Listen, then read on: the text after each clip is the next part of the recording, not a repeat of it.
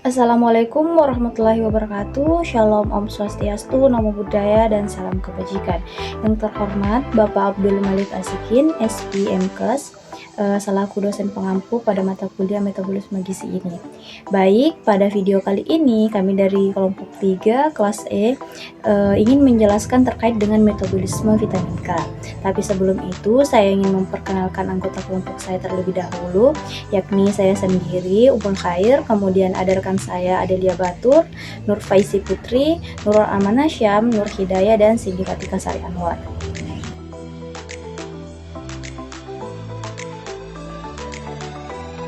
Nah, baik, untuk mengefisienkan waktu, olehnya itu saya akan memaparkan pendahuluannya terlebih dahulu.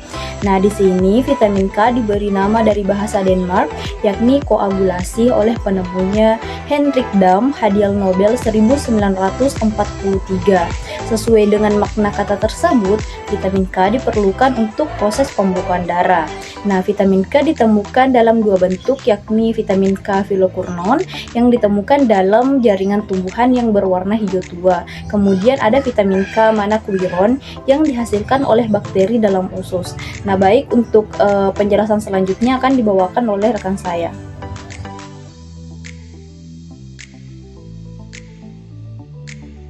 Assalamualaikum warahmatullahi wabarakatuh. Perkenalkan, saya Nurul Amanah Syam. Di sini saya akan menjelaskan mengenai jenis vitamin K. Kelompok vitamin K merupakan turunan dari niftoquinone yang mempunyai rantai samping yang berbeda-beda. Jenis vitamin K pertama yaitu jenis vitamin K1 atau piloquinone atau juga disebut sebagai phytonadione, yaitu jenis yang ditemukan dan dihasilkan oleh tumbuhan. Jenis vitamin selanjutnya ada vitamin K2 atau menawin-1 dihasilkan oleh bakteri usus besar. Dan kekurangan vitamin ini jarang terjadi kecuali jika usus mengalami gangguan, tidak mampu menyerap, atau terjadi penurunan mikrobia usus karena penggunaan antibiotik. Dan jenis selanjutnya ada vitamin K3 atau medawin-1 yang merupakan vitamin buatan bagi mereka yang tidak mampu menyerap dari makanan. Adapun fungsi dari vitamin K, yang pertama dapat mengurangi resiko resistensi insulin sehingga dapat membantu melawan diabetes. Yang kedua, membantu metabolisme di dalam tubuh terkait dengan resistensi senyawa insulin. Yang ketiga, dapat menekan proses pendarahan di hati yang seringkali muncul akibat pemakaian senyawa aspirin atau antibiotik secara berlebihan. Dan yang keempat, dapat memperlambat proses pembentukan sel kanker, hati, dan paru-paru. Yang kelima, meningkatkan kepadatan tulang sehingga terbentuk struktur rangka tubuh yang kuat. Dan fungsi yang terakhir, khususnya pada wanita, vitamin K juga dapat menurunkan risiko terkena osteoporosis. Sumber vitamin K. Yang pertama, kebanyakan sumber vitamin K di dalam tubuh adalah hasil sintesis oleh bakteri di dalam sistem pencernaan. Namun, vitamin K dapat diperoleh dari makanan seperti hati, sayur-sayuran berwarna hijau yang berdaun banyak, sayuran sejenis kubis, dan susu. Yang kedua, vitamin K dalam konsentrasi tinggi juga ditemukan pada susu kedelai, teh hijau, susu sapi, serta daging sapi dan hati.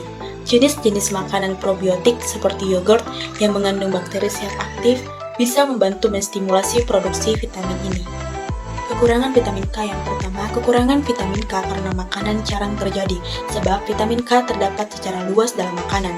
Kekurangan vitamin K terjadi bila ada gangguan absorpsi lemak, atau bila produksi empedu kurang atau pada diare.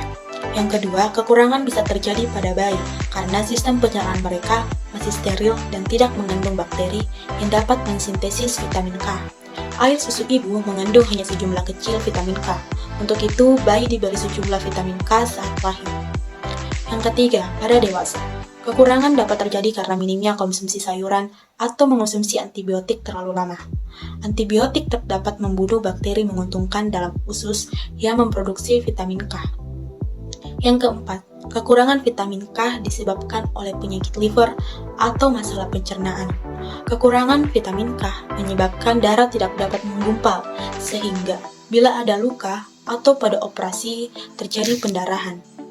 Yang kelima, kekurangan vitamin K bisa juga terjadi bila seorang mendapat antibiotika, sedangkan tubuhnya kurang mendapat vitamin K dari makanan.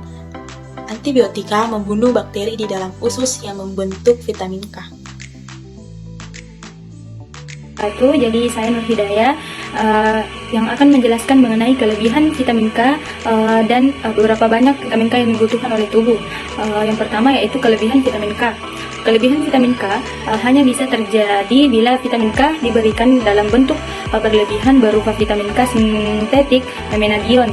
Gejala kelebihan vitamin K adalah anemia hemolisis, hiperbilirubinemia, keriterus, sakit kuning, dan kerusakan pada otak. Sedangkan jumlah vitamin K yang dibutuhkan oleh tubuh menurut standar RDA, kebutuhan vitamin K seseorang tergantung dari berat badannya. Untuk dewasa setidaknya membutuhkan 1 mikrogram setiap hari per kg berat badan. Jadi contohnya ketika kita memiliki berat badan 50 kg, maka kebutuhan perharinya mencapai 50 mikrogram. Baik, perkenalkan nama saya Cindy Fatika Sari Anwar. Di sini saya akan menjelaskan mengenai struktur dan absorpsi mengenai vitamin K. Yang pertama yaitu struktur vitamin K, yaitu piloquinone atau vitamin K1. Vitamin K1 yaitu kedua jenis vitamin K mengandung cincin naptoquinone dan rantai samping alifatik yang mempunyai rantai samping pitil.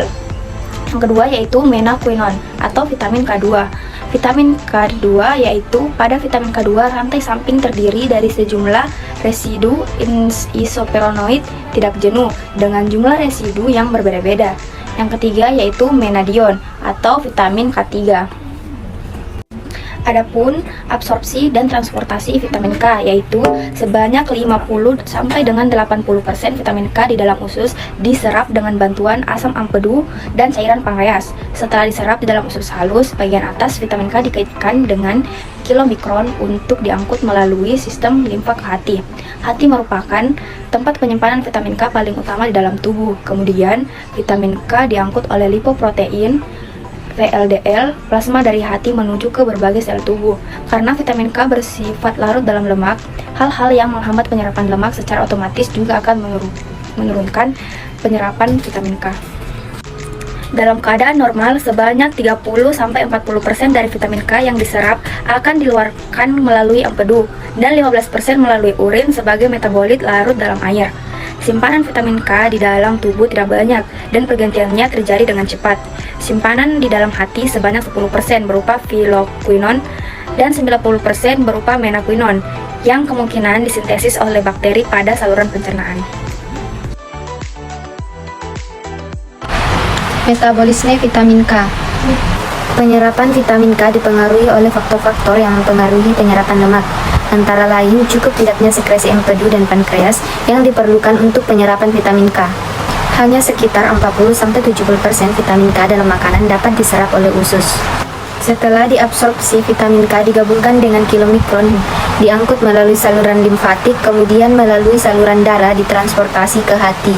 Sekitar 90% vitamin K yang sampai di hati disimpan dalam bentuk menaquinone.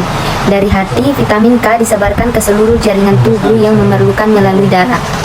Saat di darah, vitamin K bergabung dengan VLDL dalam plasma darah. Setelah disirkulasikan berkali-kali, vitamin K dimetabolisme menjadi komponen larut air dan produk asam empedu terkonjugasi. Selanjutnya, vitamin K diekskresikan melalui urin dan feses. Sekitar 20% dari vitamin K diekskresikan melalui feses. Pada gangguan penyerapan lemak, ekskresi vitamin K bisa mencapai 70-80%.